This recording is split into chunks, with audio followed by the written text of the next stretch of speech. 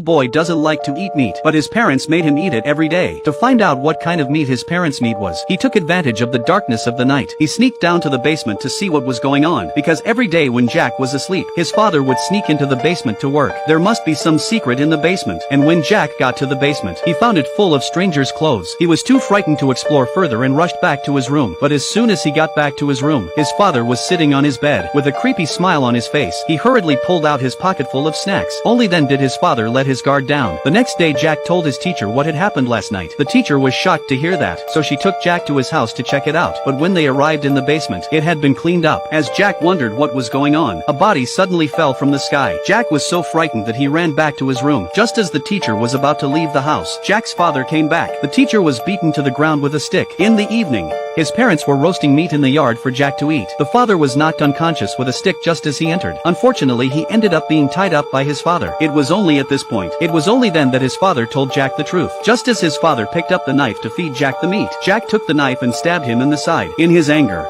his father tried to finish Jack off, but in the nick of time, the mother managed to save him. The two men then struggled with each other. A minute later they were both dead. The end of the story. Jack runs to his grandparents' house. He thought a happy life was waiting for him, but after seeing the beef burger his grandparents brought him, he was completely devastated.